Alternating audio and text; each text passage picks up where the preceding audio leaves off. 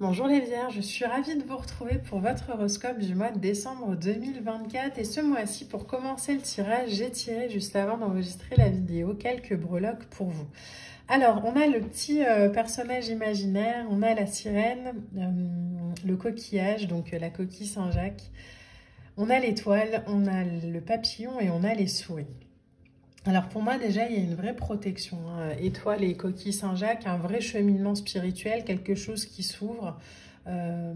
L'idée aussi d'associer sa vie spirituelle à sa vie humaine, j'aurais envie de dire, et qu'on se laisse éclore là-dedans. Le papillon c'est la transformation, on nous parle aussi d'évolution, de croissance, et avec les souris j'ai l'impression que on est protégé quand même d'une énergie entre guillemets négative. Alors j'aime pas trop hein, ces termes-là, vous le savez, mais les souris, j'ai l'impression que là, on nous dit qu'elles sont un peu tenues à distance quoi, de vous. Il y a vraiment cette évolution, cette sensation, cette protection de l'univers, de la vie pour vous, envers la mesquinerie, la ruse. En tout cas, il y a une sensation comme ça d'être protégé. Les souris, c'est aussi la discrétion, c'est aussi l'humilité.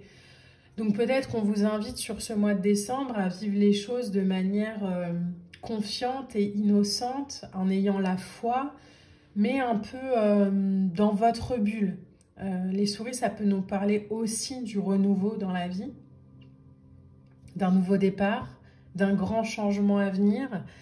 Donc, voyez un peu comment ça résonne. En tout cas, si vous avez eu des énergies un peu mesquines autour de vous ces derniers temps, on vous dit que là, elles sont éloignées et qu'en même temps, ça permet vraiment un grand changement, un grand départ pour vous les Vierges. Alors, on va aller chercher une carte oracle. Donc, ce mois-ci, les cartes veulent absolument parler. Donc, j'ai énormément de cartes qui sortent à chaque fois. On va essayer d'en prendre une ou deux maximum. Ok, il y en a une. Très bien.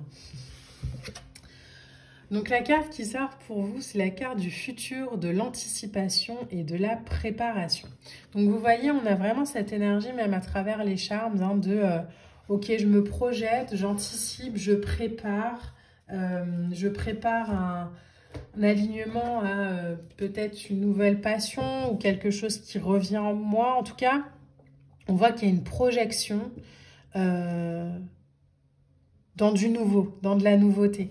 Donc ce grand changement, cette nouveauté dont je vous parlais juste avant, elle a peut-être lieu en décembre, elle aura peut-être lieu début 2025, mais en tout cas, c'est quelque chose sur lequel vous avez travaillé ces derniers mois, ces dernières semaines.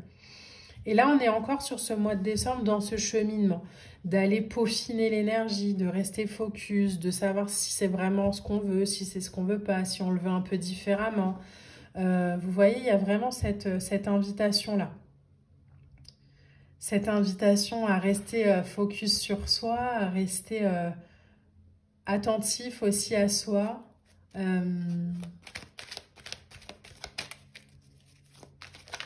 À avoir confiance. Alors, la première lame qui sort, c'est le cavalier de bâton. Le cavalier de bâton, c'est une énergie de feu. Donc, on peut nous parler d'une personne de votre entourage qui est dans une énergie feu, pourquoi pas. Mais en tout cas, le chevalier de bâton nous parle souvent de vivre une aventure. C'est l'étincelle du valet avec le travail en plus. Donc, il y a une motivation. Il y a l'idée d'avancer, de travailler pour. On parle de nouvel objectif professionnel, pourquoi pas. Et en même temps, on apprend à temporiser. On avance, mais on y va en réflexion. C'est pour ça que je vous disais, là, avec la carte du futur, de la préparation et le cavalier de bâton, on travaille d'arrache-pied sur quelque chose, sur un projet, une relation, une situation, peu importe. Et en même temps, on y va de manière... alors, pas cool, hein, parce qu'on est dans du feu, mais réfléchi, en tout cas, de manière réfléchie. On a ensuite le 4 de coupe et on a l'as d'épée. Le 4 de coupe, avec l'as d'épée, on nous parle aussi de trancher peut-être avec ce qui nous ennuie. Le 4 de coupe, c'est toujours une énergie où on est un peu dans...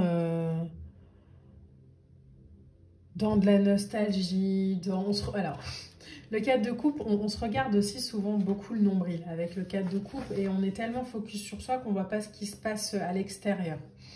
4 de coupe avec l'as d'épée, ça nous demande aussi de sortir peut-être d'une vision limitée de ce qu'on veut, de couper avec une croyance ou en tout cas une énergie comme ça qui nous est plus utile, de la mélancolie, du regret, du chagrin, et de tourner son regard vers quelque chose de positif.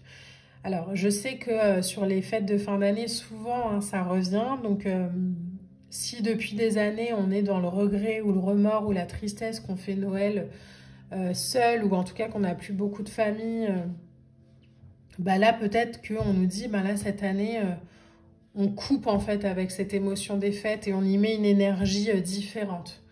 Alors pourquoi pas faire un resto avec d'autres gens, pourquoi pas partir en week-end ou en voyage seul. En tout cas, couper avec cette énergie qu'on entretient, parce qu'avec le 4 de coupe, on entretient aussi l'énergie, même si elle nous est plus utile et même si on ne la veut plus. Bah là, avec l'as d'épée, on tranche, quoi. On tranche et on se dit, ok, waouh, on a le monde. Donc, il y a une clôture de cycle hein, pour vous, là, les vierges, sur cette fin d'année. Ça se voit, ça se sent. C'est pour ça que je vous dis, en fait, cette projection dans le futur, elle vous aide peut-être aussi à clôturer des chapitres et à vous dire, maintenant, ça suffit. J'ai été assez triste, j'ai peut-être aussi longtemps nourri cette énergie, où j'ai longtemps été dans l'attente qu'on revienne vers moi, ou... bah maintenant, en fait, j'y suis plus et je vis ma vie pour moi. Et puis voilà, si les choses se débloquent, bah, tant mieux. Et puis, si elles ne se débloquent pas, et ben, c'est pas grave. En tout cas, moi, je passe à autre chose. On a ensuite 2 reines qui sont sorties. Donc, la reine de bâton et la reine d'épée. La reine de bâton, elle nous parle de transformer nos rêves en réalité.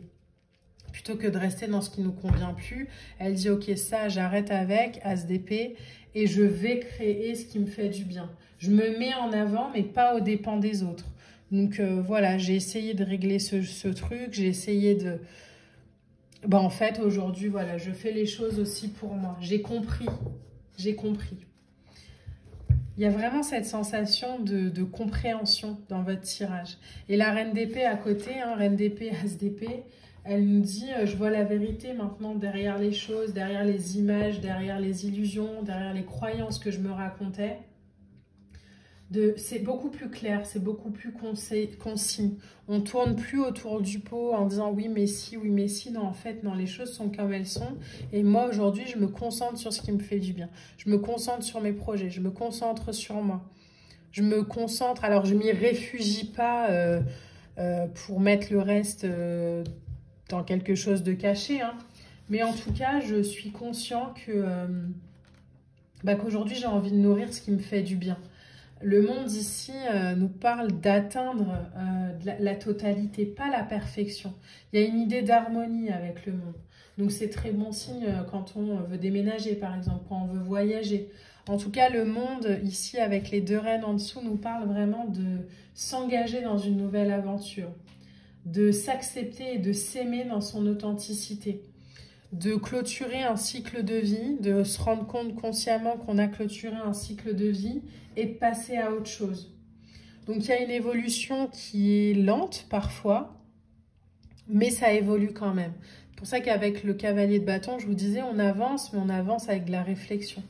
En dos de deck, vous avez le 8 de bâton. Le 8 de bâton, c'est les énergies de l'univers qui sont alignées, qui vous accompagnent.